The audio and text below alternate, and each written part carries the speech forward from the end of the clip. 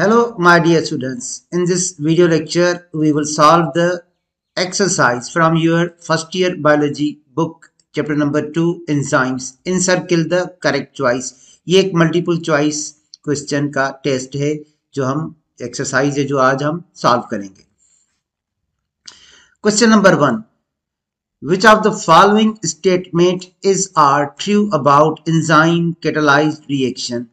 Dear students, जब भी हम किसी रिएक्शन में एंजाइम को यूज करेंगे तो वो रिएक्शन फास्ट हो जाएगा, और अगर हम एंजाइम को यूज नहीं करेंगे जिसे हम अनकैटालाइज्ड रिएक्शन कहते हैं तो वो रिएक्शन स्लो हो जाएगा.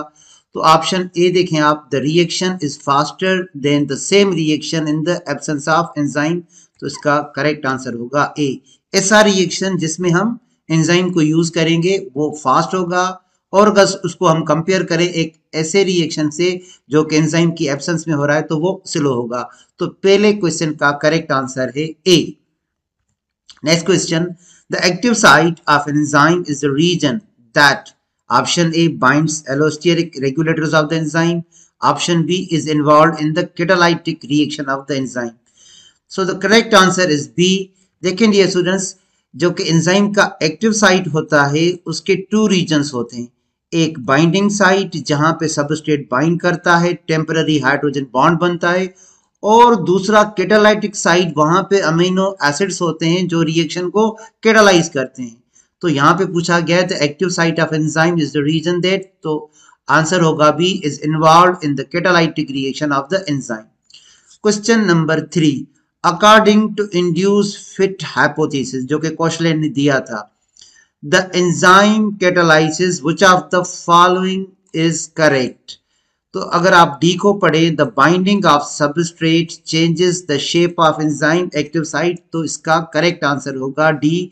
क्योंकि dear students, induced fit model जो कि कोशलेन ने दिया था 1959 में, he stated that when the substrate combines with an enzyme it induces the change in the shape and structure of the enzyme. So active site of the enzyme undergo temporary change on binding with the substrate. तो question number 3 का correct answer होगा D. Question number 4, यहाँ पे dear student आपको एक graph दिया गया है जिसमें ये कर्व 1 है, ये कर्व 2 है और ये कर्व 3 है, और क्वेश्चन किया जा रहा है which curve represent the behaviour of an enzyme taken from a bacterium that lives in hot springs. तो कुछ बैक्टीरिया हॉट स्प्रिंग्स में रहते हैं जहां पर टेम्परेचर यूजुअली 70 डिग्री सेंटीग्रेड से अबव होता है. तो क्या उनके लिए कर्व 1 सही रहेगा, कर्व 2 या कर्व 3?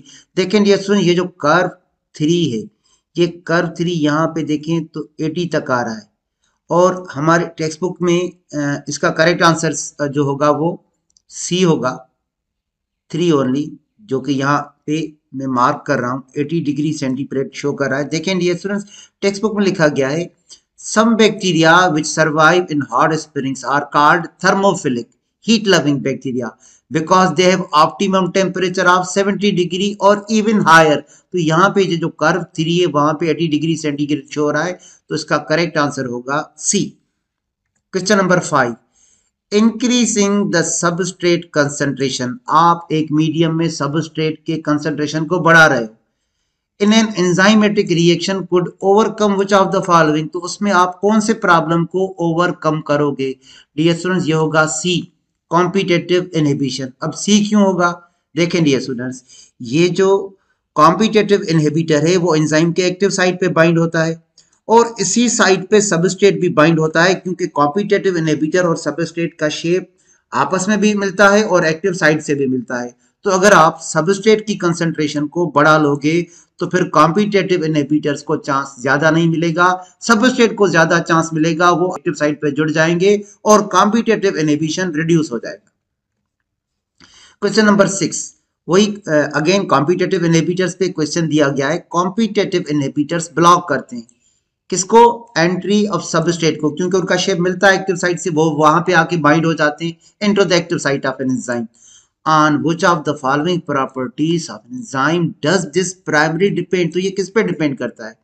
देखें ये स्टूडेंट्स, ए में लिखा गया है the ability of enzyme to form a template for holding and joining molecules. ये बिल्कुल करेक्ट आंसर है ए। अब इसको मैं एक्सप्लेन करता हूँ। देखें डियर स्टूडेंट, ये जो एंजाइम का एक्टिव साइट आपको नजर आ रहा है, ये टेम्पलेट है दो मॉलिक्यूल्स के लिए। यहाँ पे सबस्ट्रेट भी जुड़ सकता है और यहाँ पे कॉम्पिटिटिव इनहिबिटर भी अटैच हो सकता है, क्योंकि ये एक्ट करता है as a template for both substrate molecule और competitive molecule, competitive inhibitor molecule. तो इसका करेक्ट आंसर होगा ए। आगे बढ़ते हैं। Question number 7, a series of enzyme catalyses reaction. एक रिएक्शन हो रहा है जिसमें डियर स्टूडेंट्स जो X है उसको Y में कन्वर्ट किया जा रहा है, Y को Z में कन्वर्ट कर दिया गया और Z को A में A एंड प्रोडक्ट है। अब आगे लिखा गया है कि ये जो A एंड प्रोडक्ट है ये उस एंजाइम को ब्लॉक कर देगा जो कन्वर्ट कर रहा है X को Y में, तो यहाँ पे ब्लॉक आ जाएगा। तो यहाँ पे आपको पूछा गया है what is the substance X। तो डियर स्टूडेंट्स X होगा इनिशियल सबस्ट्रेट। इसका करेक्ट आंसर होगा सी। देखें कैसे, यहाँ पे एक एंजाइमेटिक पाथवे चल रहा है जहाँ पे जो A आपको नजर आ रहा है ये X है और यहाँ पे जो B नजर आ रहा है आपको ये Y है, C Z है और D A है।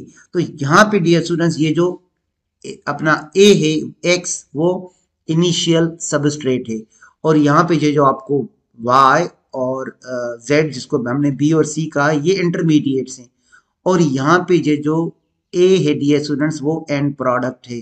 तो अब देखें ये जो एंड प्रोडक्ट है डियर स्टूडेंट्स, ये एंड प्रोडक्ट वापस आ रहा है फीडबैक करके और यहाँ पे एंजाइम 1 की एक्टिविटी को ब्लॉक कर रहा है। तो X से Y नहीं बनेगा, यहाँ पे ब्लॉक आ गया तो ये X हो गया इनिशियल सबस्ट्रेट। तो इसका करेक्ट आंसर होगा C initial substrate. Question number 8, if an enzyme is added to a solution where its substrate and products are equilibrium, what would happen? Dear students, nothing would happen. The reaction would stay at equilibrium. तो इसका correct answer होगा D. Question number 9, which of the following is the mechanism of enzyme action? Dear students, enzyme कैसे अपना action perform करते हैं? By decreasing the amount of energy of activation. तो इसका correct answer होगा सी। देखें डियर स्टूडेंट्स, यहाँ पे आपको दो रिएक्शन नजर आ रहे हैं। पहला जो है वो अनकेटलाइज्ड है, इसमें हम एंजाइम को यूज नहीं कर रहे, तो यहाँ पे देखें एनर्जी ऑफ एक्टिवेशन ज्यादा यहाँ पे इनपुट आ रहा है उसका, और जहाँ पे हमने एंजाइम यूज कर दिया तो वहां पे देखें एनर्जी ऑफ एक्टिवेशन कम हो गया। तो इसका करेक्ट आंसर होगा C, by decreasing the amount of energy of activation. और last question, question number 10, how does a non competitive inhibitor decreases the rate of enzyme reaction? तो डियर स्टूडेंट, जो non competitive inhibitor होते हैं वो एलियोस्टेरिक site पे जुड़ जाते हैं और एक्टिव साइट का शेप चेंज कर देते हैं।